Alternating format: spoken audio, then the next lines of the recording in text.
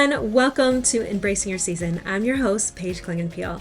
We have an amazing interview for you today. My guest is Kara Powell. Kara serves as the Chief of Leadership Formation and is the Executive Director of the Fuller Youth Institute at Fuller Theological Seminary. Kara has been named one of the 50 women to watch by Christianity Today. She also serves as the Youth and Family Strategist for Orange and speaks regularly at parenting and leadership conferences. You can find all about Kara at karapowell.com. Okay, let's get started with this interview and make sure you stick around because I have some 3 points to consider afterwards, the takeaways that I have that I'm going to start implementing with my family today. Hi, Kara. I'm so excited that you're joining us on the show today. Thanks for being here. Oh, my pleasure and honor, Paige. So I know we talked before the show started that we are parents and we have teenagers particularly. So at what point did you feel like your expertise prior to your kids being teenagers led you to or convinced you that you were going to be a pro at raising teens and then reality hit?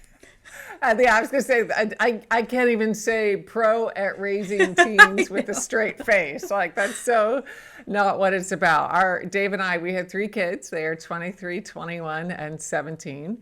And we certainly love parenting our kids, and it's an ongoing growth and learning journey. I will say that. Every kid is different, every stage is different, and so our kids keep us prayerful and on our toes, that's for sure. I love that, and I can't agree more. It is so amazing how almost humbling it is when you have an expertise in an area and then God gives you teenagers. It's like, wow, for sure, what do I do? For sure. Or you have one child who's a lot easier to raise than another child, and so that's its own wake-up call, etc. So yes, we've navigated all of that. Absolutely. Well, today I really want to talk about one of the greatest books that I have achieved or I have read that has really helped me accomplish a lot, not only as a practitioner, but as a mom of teenagers. And is that 3 big questions for teens. Yeah. What I love about this book is that it's research-based. So you went to these kids across the nation and asked these questions. So tell us a little bit about that research and what were the 3 big questions you walked away with?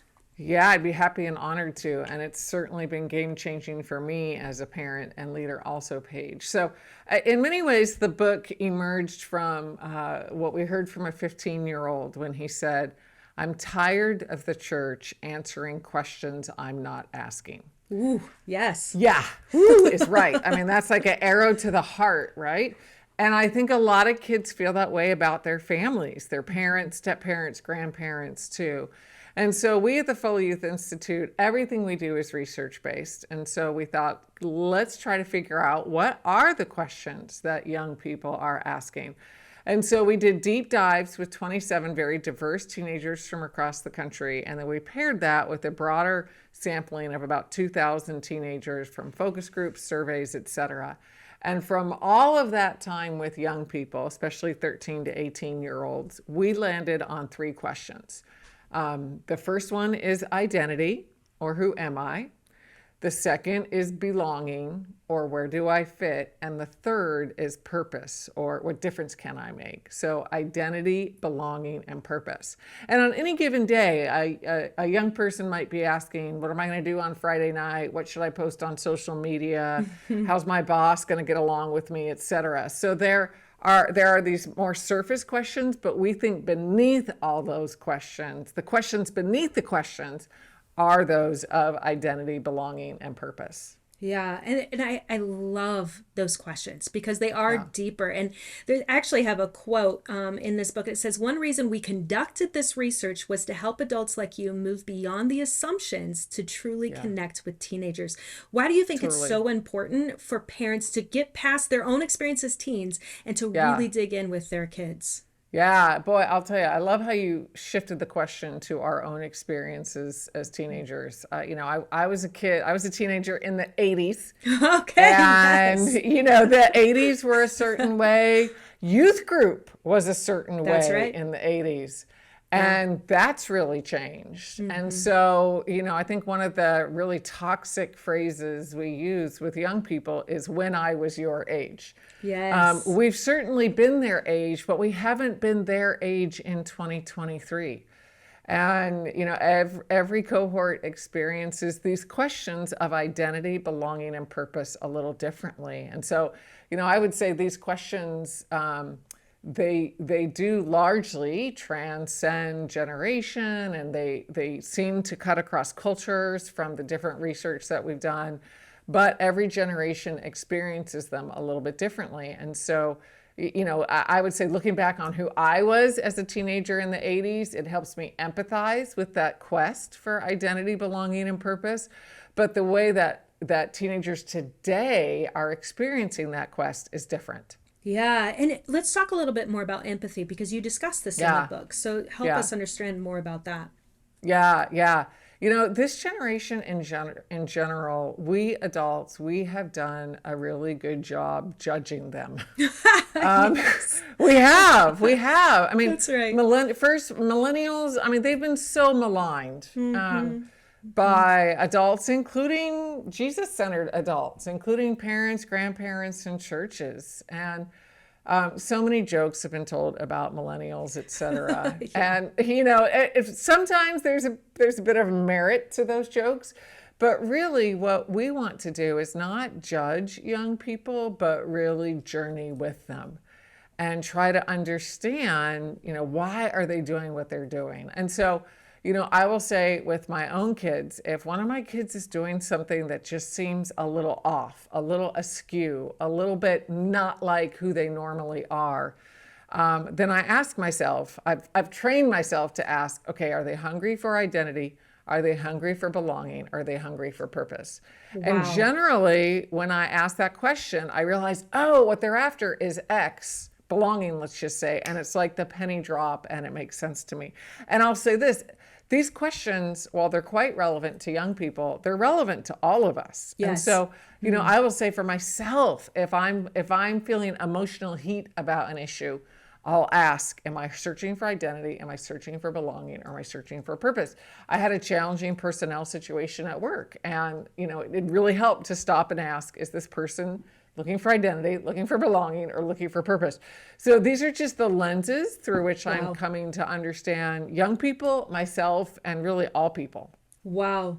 What a paradigm shift, and just looking at our teens' behavior beyond just the exterior and what they're manifesting. There is a deeper root there that is contributing, influencing to their behavior. And so that in itself is such a huge piece of wisdom. Thank you for that, Kara. So let's dig into the 3 questions. So identity, tell us a little bit more about that, and how can we help our kids beyond just what we see in them identify their identity? Yeah.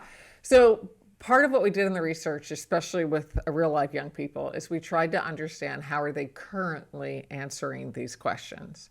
And then we took a step back and looked at, well, what's a better Jesus-centered answer? Mm-hmm. And so when it came to identity, the 2 big themes that we saw in young people's answers is they largely define themselves based on what others expect. It's like there's all these different audiences: family, friends, neighborhood, school, church, employer, basketball team, etc. All these different theaters of action, basically, that are giving young people a sense for who they are. So it's largely externally defined. And then secondly, in part because those different audiences don't always align, and just because of the expectations that we place on young people feel like they're not enough. They feel like they're not pretty enough, they're not smart enough, they're not talented enough, they're not popular enough, they're not thin enough, different adjectives, but just constantly feeling like they're not enough. So if being externally defined and feeling like not enough are the 2, most current answers for young people's sense of identity, what's a better Jesus-centered answer? And that's where we had such a great time talking, especially to our theology colleagues at Fuller Seminary faculty, as well as psychology colleagues. And where we landed is, what we ultimately want young people to know is that Jesus makes them enough. When it comes to their identity, Jesus makes them enough. Jesus makes them more than enough. Yeah. And I'll just say, Paige, of all 3 questions, this is the question I struggle the most with personally. And it's interesting. I don't struggle with feeling not enough as a leader. I mostly struggle with it as a mom. And I know how I've blown it with my own kids. And I Right. compare the worst of what I know about myself with the best of what I imagine other families and other moms, stepmoms, guardians are providing to their kids. And so, like, one of my daily prayers for myself out of our research is that I would know that Jesus makes me enough. So, that answer is good for 16-year-olds, and it's good for the mom of a teenager and a young adult too, because that's something that I really want to lean into more, Jesus's enoughness. So that's where we landed when it comes to identity. Wow. And I can't agree more that in my own practice of counseling, that seems to be the one that people struggle with the most, the Yeah, lies that they believe about themselves. totally, And then totally. switching that into who does God say that I am? And that's Yep, transformative for them. yep, Yeah, yep, which leads us to another one, being a child of God or belonging. What's that yeah, question, and how do we help our kids yeah. find that answer? Yeah, so what we saw from real life young people is they tended to find a sense of belonging when they feel or where they feel safe. And they use that word, safe, safe, safe, where they Safe. feel safe to be themselves, where they really feel like they can be authentically who they are. And, it varied widely where that is with young people. For some people, it was with friends. For others, it was at home. For some, it was at church, school, after school job, etc. But where they feel safe, that was really one of the most important aspects. The other thing that was interesting about belonging that was a common answer is if they shared an experience or a preference, then that created a sense of belonging. So they have a sense of belonging with other kids who went on the short-term missions trip, or they feel that sense of belonging with people who are in the AP chemistry class, or on the football team, or whatever it might be. Or they feel that sense of belonging with people who like Korean food like they do, or, like a particular kind of music. That also creates a sense of belonging. So both safety as well as when an experience or when a preference was shared. And those aren't terrible forms of belonging, but what we would say is a better Jesus-centered answer is we belong with God's people.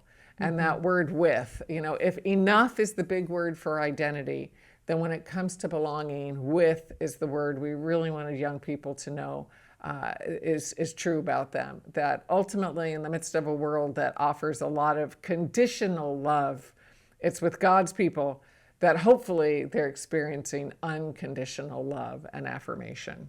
Yeah, so you had said something about belonging to a group, and it just makes me think of all these kiddos who are trying to fit in, trying to find that group, Yes. trying to find that safety, and how they might deviate even from their Yeah, own preferences to something that's quite counter to their initial values or what they were raised in order just to totally. belong, right? Yep, So it's totally. how do parents help their kids navigate that, well, addressing that feeling, right? The innate feeling of wanting to belong, but trying to find the right group to belong Yeah, with. yeah, yeah. Well, I think it's about having honest conversation with your kids, and asking them what do they like about particular friends. That's always a good conversation. What kind of friends do you want to have, and where do you go to meet those kinds of friends?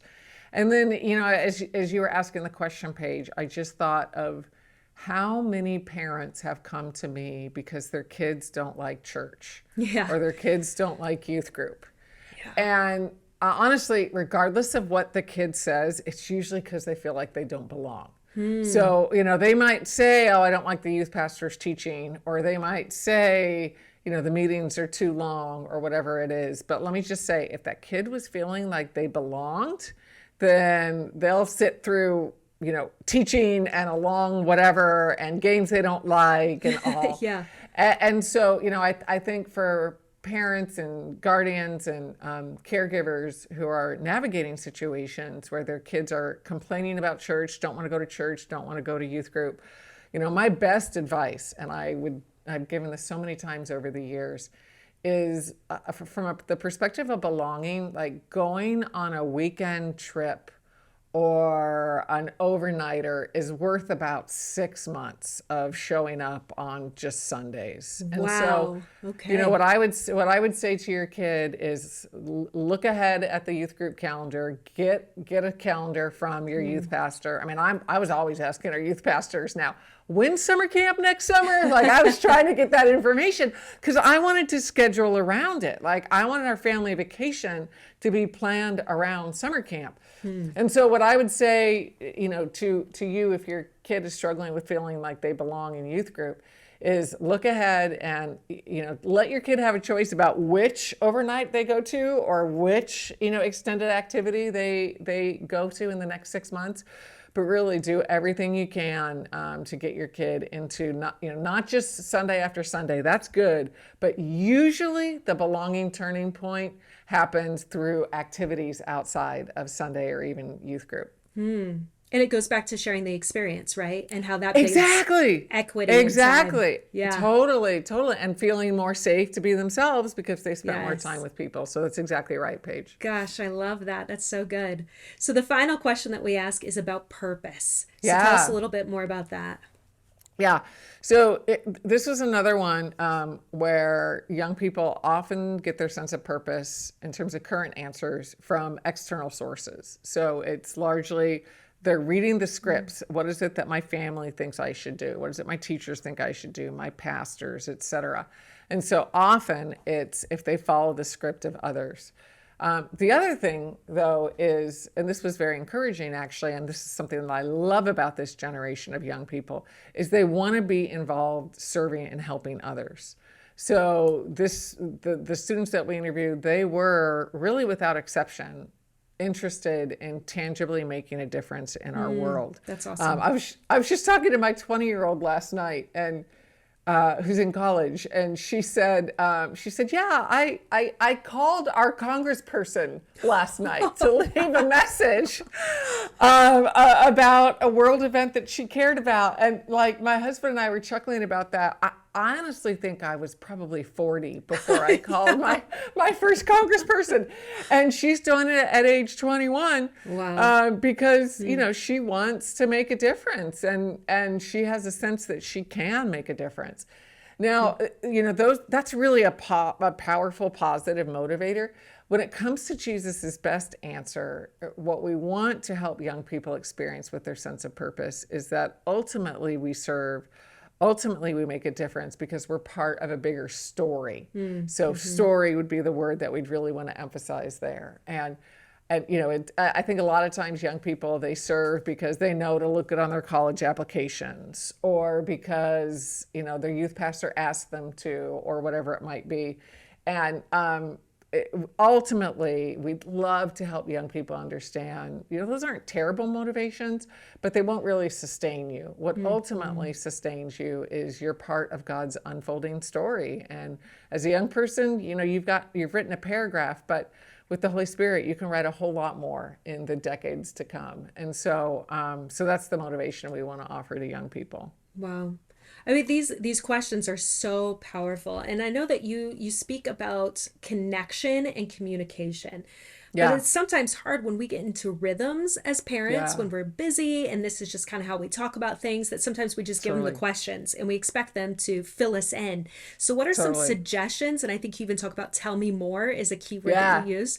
So how can we equip parents to have these conversations? Yeah. So you nailed one really key phrase, which is tell me more. Yeah, I love that. In the course of our research at the Fuller Youth Institute, there's one family that they love that mantra so much, they've actually made a sign and put it in their living room, because that's like the family mantra. So tell me more. And that's just an easy way to kind of nudge your kid. I'll say this, in parenting, I heard this principle initially with evangelism, but I think it's true for any good conversation, that what we want to do is give a gentle tug. And imagine that, let's say we're picking apples from an apple tree. I think apples grow on trees, right? I'm not a big agriculture person, but pretty sure they grow on trees. And with any fruit, if you're picking it, Like if it's ripe, it'll generally just come off its twig, off its stem, whatever it is, and land in your hand, right? And you don't want to like force the fruit by yanking it too hard when it's not ripe. And I think with family, with our kids, it's all about giving that gentle tug. So yesterday, like literally yesterday, we happened to have all three of our kids home, and one of our kids, it was a Sunday, and one of our kids didn't go to church and watched a sermon online instead. And so, and I'm trying not to reveal the gender of this child or anything that identifies them, but and Yeah. so my child said, "Hey, I watched the sermon and I didn't like it." And I said, "Oh, really? Tell me, tell me why. Tell me more." And it was my kind of like giving a gentle tug. Is my child going to say because it was too long or boring, or was my child really going to get into what they didn't like about the sermon in a deeper way? And this happened to be one of those moments where it was the latter. Like I said, "Oh, really? Tell me what you didn't like." And that led to a 45-minute conversation about prayer and what my child is experiencing and not experiencing when they try to pray, and when they feel close to God and when they don't feel close to God. Now, another child, actually yesterday, I was kind of hoping to see how they were doing related to faith. And I could just tell that child was not in the mood. So I didn't even give a gentle tug. Like I just thought, not happening today, hopefully sometime the next week. And so, as parents, this is just true in general with deep conversations. Like, we never know when our kid's going to want to talk to us. But when they do, when we give that gentle tug and the fruit is ripe, like how do we push everything aside and just be there? And so sure enough, like when this one child yesterday seemed open to talking about the sermon and it went to this longer conversation about faith, like I just mentally put the to-do list aside, put the laundry aside, dinner can wait. Like this is the most important thing. Yeah. And so I think it's just being ready when you ask that, tell me more, or say, I'm curious. That's another phrase that we love. Like, I'm curious. And then just ask a question. And that is also less intimidating to young people. And then if they're open to a good conversation, then make that your priority right then and there. Those are, what great points, right? I'm curious, or let's go deeper about that. And that shows a desire to know where they're at, right? And who they are, because we as parents are still getting to know our kids. But that brings about some fear that our kids are going to be counter to what we desire for them or their values. So speak into that fear a little bit. How can we encourage parents to still navigate that? Yeah. Well, I think one of God's big growth areas for me is that my kids' faith is going to be different than my own. And I think, part of me wants my kids to have the exact same faith as me, to have a faith from the youth group from 80s youth group. And that's not the faith they have. In some ways, they're closer to Jesus in identity, belonging, and purpose. And in other ways, they experience Jesus differently. And so for me, it starts with just being aware of my own expectations and trying to put those aside and really try to appreciate what God is doing in my young person at that time. And so, with this conversation yesterday with my child, who again, I'm trying not to reveal name or gender, like I asked, one of my favorite questions to ask young people is, when do you feel closest to God these days? And that's a great question to just, then as a parent, you can then try to give your child more time. So with our son in high school, he's now graduated from college, but with our son in high school, when do you feel closest to God? For him, it was often in worship music practice. Not so much the performing in the worship service or the playing in the worship service, but the practice. And so, man, as a parent, sometimes it was a pain to take him to Tuesday night practice. And I'll confess, a couple times I tried to talk him out of going. Like, do you really need to go? Are you sure? Yeah. Don't you know the songs already? But like, no, this is when he feels closest to God. And so let me make this a priority. So I kind of feel like I've deviated from your question, Paige, but I think, like, how do we how do we just have the kind of dialogue where we can share when we're feeling closest to God, what we're praying about, and maybe our kids will open up to us too. Oh, and let me just say this, like if my kid is questioning God, I would far rather have them talk to me about that than not talk to me about that, right? Preach that, Kara. Yes. And in fact, let me not say if. When my kid questions God, that's right. I would far rather have them talk to me about that than not talk to me about that. And so we offer this in the book. A couple of the questions, again, more questions that are really helpful, are to ask our kid, what do you no longer believe about God that you think I still believe? Wow. And what do you now believe about God that you think I don't believe? And, I've asked that of my kids, and sometimes they'll say, nothing much has changed, Mom. And other times, like, they have multiple things to say. So that's a great way to just get your kid talking and acknowledging that your faith is going to be different than your kid's. And if I could just make one other thing, I love asking young people this question too. If you could ask God any question, what would it be? If you could ask God any question, what would it be? And that you can learn all sorts of things about your child, and what they're struggling with, what they're wondering, what they're appreciating about God. So, in a lot of our research, we've looked at the role of doubt, and about 70% of youth group graduates admit to having significant doubts about their faith. And again, those are the ones who admit to it. It's probably a higher percentage. And let me just encourage us all that it's not doubts that are inherently toxic, it's unexpressed doubts. But when young people have the opportunity to express and explore their doubts, that's actually correlated with greater faith maturity. So put more simply, doubts aren't toxic to faith, silence is. Wow. And so how can we, as parents, step-parents, caregivers, leaders, mentors, be a safe place for our kids to talk to us about their biggest questions about God? That's a goal of Dave's and mine that we don't always succeed at, but we sure try. And see, I'm still hearing this over and over again. This is a dialogue. We are asking questions, and we are asking our kids to speak back to us. That takes a connection piece with our kiddos that we have to have in order for them to explore. And then us being open to hearing that it may be different. That's so powerful. Totally. What an encouragement.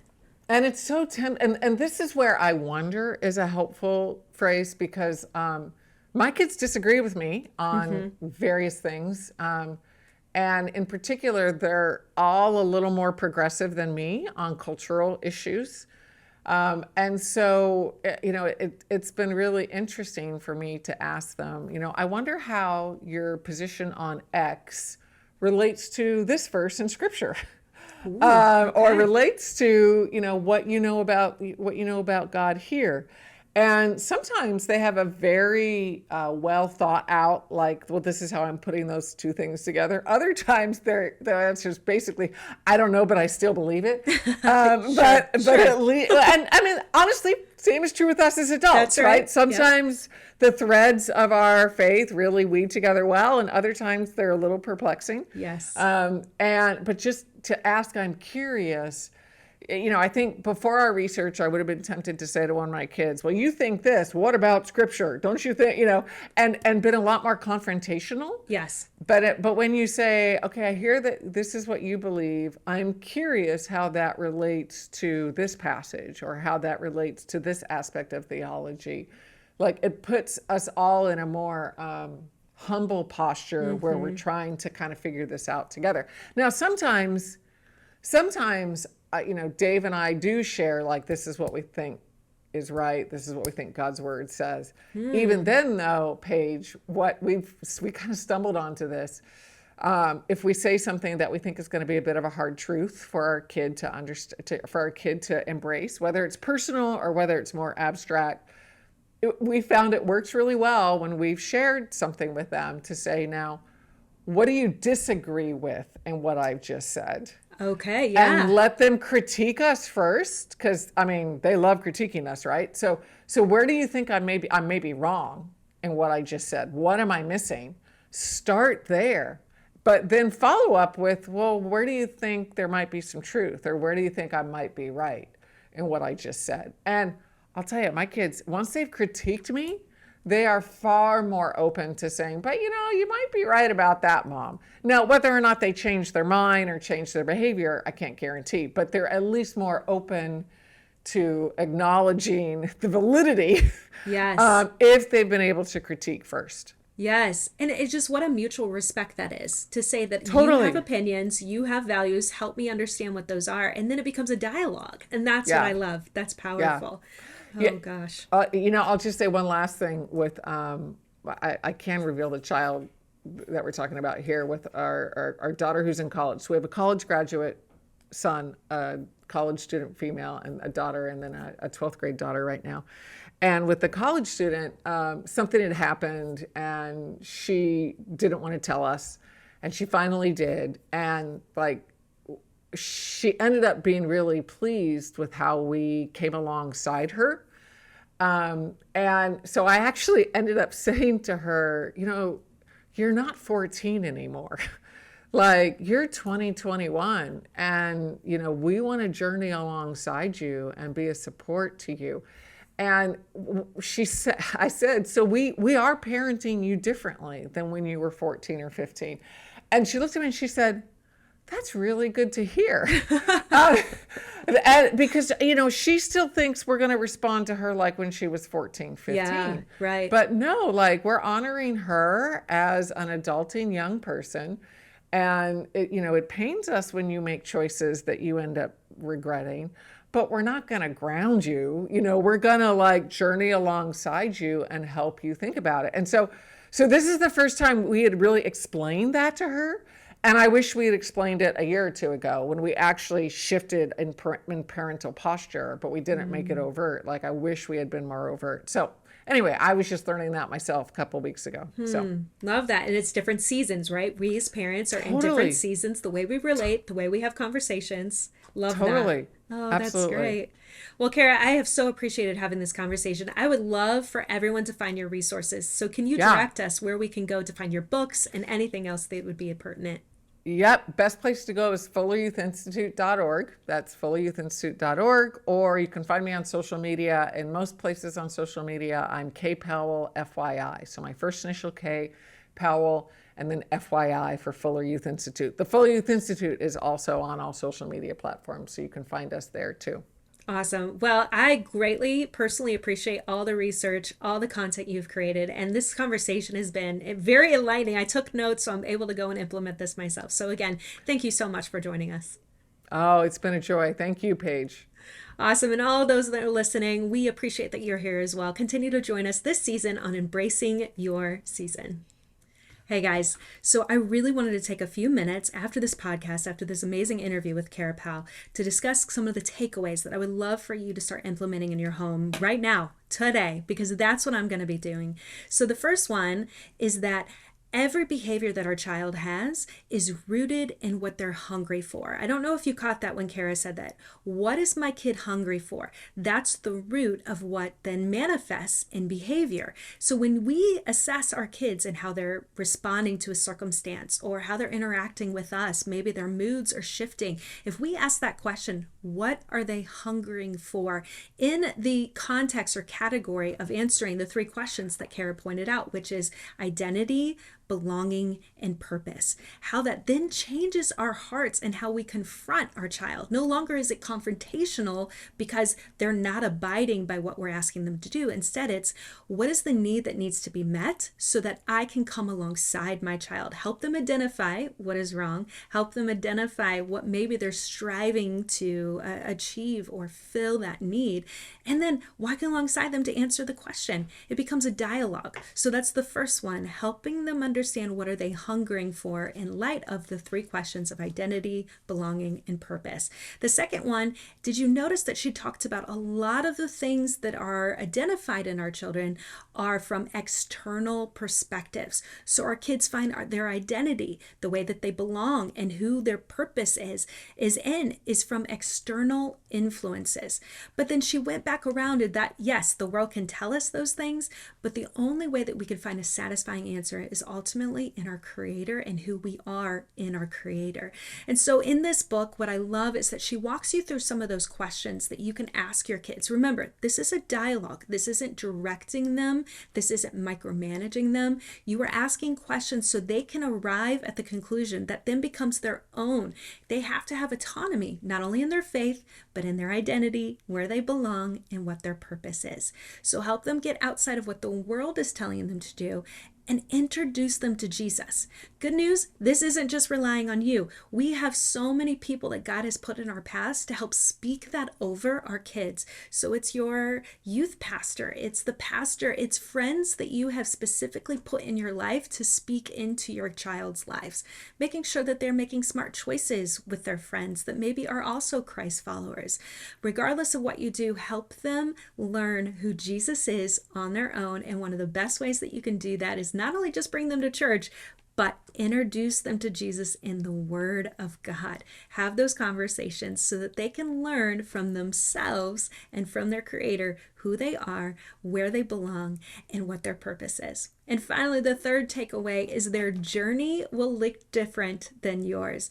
This one was hard for me because I see this in my own kids' lives. I became a Christian when I was 17, and that changed the trajectory, obviously, of my entire life. For my kids, they have been raised in church, but they don't necessarily have the relationship that I would desire for them to have. And that's because maybe my expectations aren't appropriate for them, because their life is going to be different than my own. My responsibility and role is to create opportunities for my kids to get to know Jesus on their own. The Holy Spirit will obviously do the rest of the work. We in our own heads have to take a step back and quit dictating to our kids what they need to believe, what their relationship is like for Jesus. We just instead need to ask questions. What do they believe about the Lord? I love some of the questions that she came up with, even as, how do you differ from my opinion? What do you think about what I think about God? What is one thing that you can teach me about the character of God that maybe I don't know yet? Again, it's a dialogue, but stepping away from the fact that we will not have the same journey that our kids have. These are huge takeaways, and there's something, again, that I think can really improve our own relationships with our teenagers and raising littles to become healthy adults and relationships with Jesus. So I hope that these were great takeaways for you as well. Of course, I would love to hear what you took away from this conversation, so you can hit me up on my email at paigeclingenpeel@gmail.com. And of course, join us every week as well as we continue to have amazing guests and episodes on embracing your season.